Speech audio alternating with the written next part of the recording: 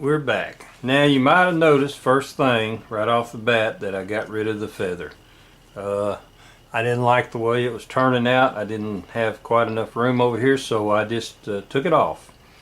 Now I might go back and show you how to do a feather, because I realize some of you watching on YouTube may have already done it.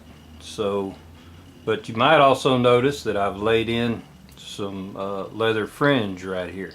And that's what I decided to do. So that's what we're going to work on right now. First thing I'm going to do is take my small veiner and I'm going to lay right in here, and I'm just going to make the top of the collar stand out. Is what I'm doing right here. Okay, just going to run him around. I'll take him down 1/16 inch deep or so. Just cut that right around like so. A little bit deeper. Now you may have to use, like when I get into a corner like that, that's when I use this little bitty, where I can show you, this is a little bitty V-tool. It's about a 1 millimeter, but I find it works really well for finishing off where I've got to run up against something. I can do the same thing here. Just come and take it, get right up under there. Okay. And we're going to do these fringe, and I'm going to show you how to do that. Now I'm going to go ahead, I'm going to grab my little bit bigger V-tool. And I want to go here, and I want to take this one pretty deep. Now instead of holding this straight up and down, I'm laying it back a little bit, because I want this line to be kind of straight up and down. Now we're going to vary and do some things to this in a minute. And I'm digging this down, not quite 1/8 of an inch probably. I want to have some good separation along this line. Okay. And I'm just going to lay this down even a little bit more, and I'm going to go ahead and take a little more out of it. This just kind of helps me. We're going to take all this material down, and might not do that on camera.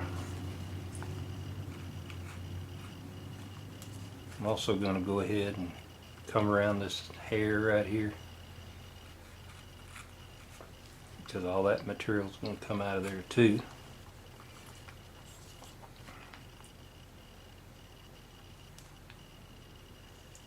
And I'm going to get a little, okay, that's looking pretty good. Probably going to come out here just a little bit and smooth that up, if you can see that. Okay. Now then, I'm going to take my skew, and you can do this anyway. If you don't have a skew, you don't have to do it this way. I'm just going to ease this down. I'll make those the tops of these leather fringes dive down. I'll make kind of a smooth transition here from there back down to here. Like so. Just come around there like this. Now you want those fringes to be, take my knife and just kind of clean that just a little bit right there. Okay. Down here in this corner, this is one of the things that skew is really good. Getting in those odd corners where it's hard to get your knife, or maybe even any other tool. Okay. Liking that. That's looking pretty good. A little bit right here. You guys got to realize sometimes it's hard to carve and keep this where you can see it on camera. I end up being in kind of awkward positions. Okay. So I got that done, and that's pretty good. Now then, I'm just going to go ahead and kind of draw my lines back in here. I'll probably be getting rid of them again. Now you notice I kind of put some curve on these, and because, you know, fringe, leather fringe does not hang straight, and it's kind of wavy, and you know, leather is pretty soft material. But I'm just using these kind of as a guideline. Alright. Now then, I think what I might even do, no I don't. Now what I'm going to do is I'm going to put some waves in this. And what I'm going to use is this small veiner. This happens to be, I think it's about a 3/16 veiner. If you can use a smaller one if you don't have this, or you can use whatever tool you have. But what I'm going to do is I'm going to come and I'm going to just kind of put me a little S-curve type line here, and what that's going to do is make these a little wavy. And then I'm going to kind of stop and come put another one over here, not going too deep on this, maybe an 1/8 inch or something. Yeah, I think I'll go ahead and connect these two. Alright, now then what you're going to have to do, and then here again, this is one of those places where I use my V-tool, or my skew, is you have to round this up, because it has to be a smooth transition going out. Just knocking the edge off that a little bit. You can take the heel of this, and it's excellent for rounding stuff up. I'm just very carefully kind of rounding that up a little bit so that it's a smooth transition and not an abrupt angle where you see that line. Same thing I do when I do hair on my wood spirits. Alright.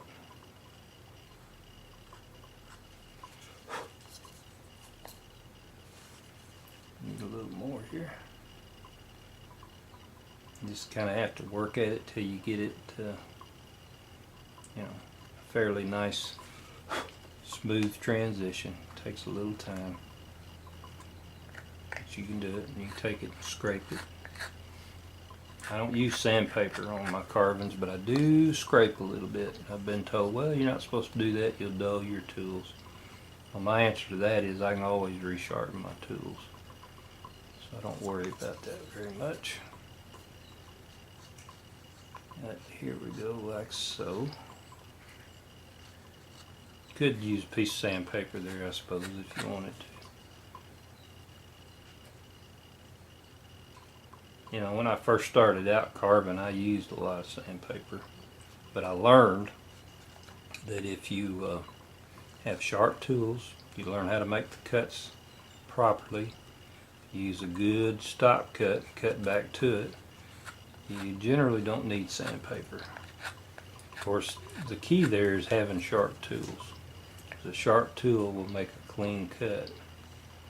A dull tool will fuzz it up terribly, so that's one of the secrets to good looking carvings, and also keeps the frustration level down quite a bit. If you haven't got sharp tools, you're wasting your time. It won't do anything but frustrate you. Okay, that's not bad. That's not bad. Now I'll go ahead and kind of draw these lines back in.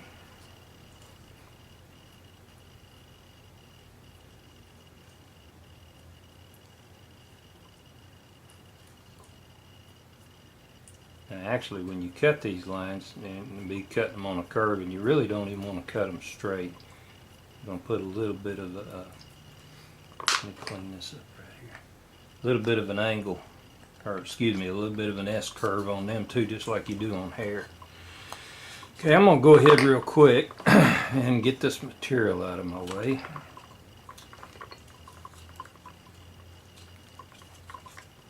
Have to be mindful when you do this of which way the grain's running.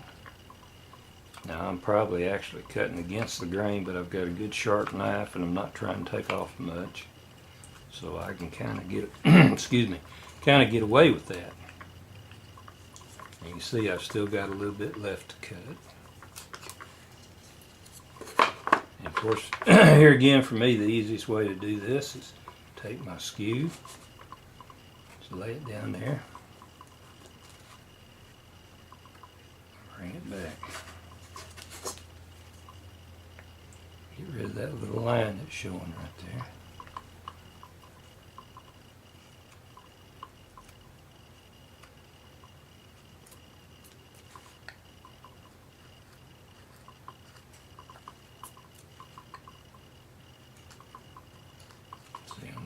Definitely going against the grain right there.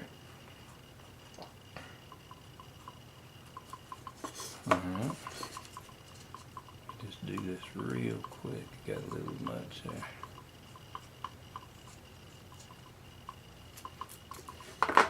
Just take my knife and come right along the bottom of that line very lightly. I'm not going very deep. Kind of clean that up a bit. Don't want to go very deep because it'll show in a minute.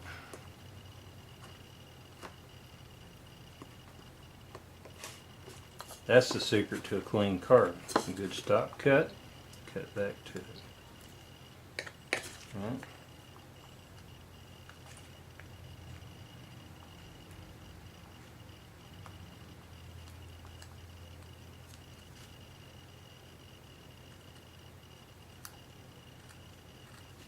Okay. Oops. Now I'm going to take that small V-tool that I used. Now if you don't have one that size, you can probably use one like this. This is a 3mm V-tool, which works out to a little over 1/8 of an inch in fractions. Okay, and what I'm going to do is I'm going to come in here and I'm going to start cutting the individual lines. Now you got to go down in that ditch, which means you'll probably have to stop, come back here, and then I'm going to have to come back and go in the bottom of the ditch from both sides, because you'd be going against the grain if you try to go uphill. Remember, anytime you're going downhill, you'll pretty much be with the grain. Okay, and you can see now I'm just kind of doing an S-type curve.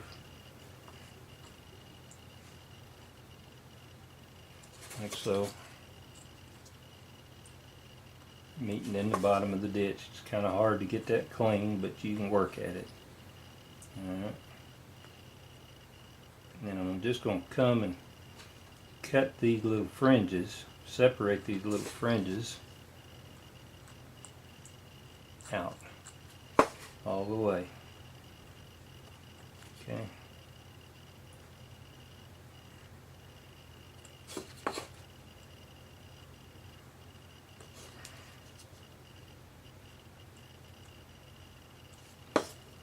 And you have to work at it and clean it up. I'm kind of going faster than I normally do because this video is getting awful long. But that's okay. If you don't have a V-tool that small, you could do this with your knife. And I'll show you one here in a minute. I can cheat a little bit. But you want to go ahead and cut all of these fringes in here. And then when you do, then I'll come around and I'm just pushing that straight in and separating the ends of them right there. Hopefully you can see that.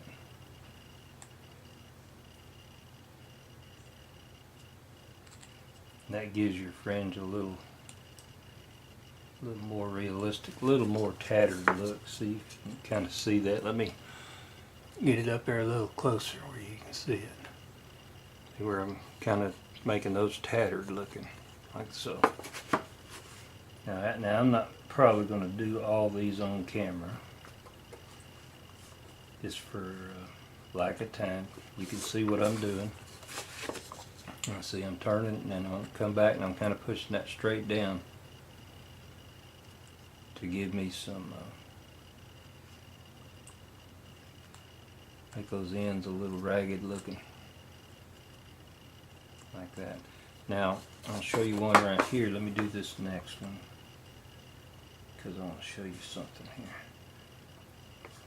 Now I'm cheating. I'm going into the bottom of that ditch and then I'm trying to come out. I'm getting in trouble doing that though. Generally when I do something like this, I've got my magnifiers on. But if I put them on right now, I'll probably end up in the picture too much. Let me come right down here. Now every once in a while, I don't know if you can see what I did there, I put a little, I let that curve out just a little bit more. You just come down in here and kind of clean that up, like so. And I don't know if you can see that, but I kind of put a little, made that a little wider and let that turn a little bit, so I got a, you know, you're trying to make these not all the same. Now as you can see here, this is starting to look pretty good. Now I'm going to go off camera here after a while and finish the rest of that, but not right now because we're going to do something else.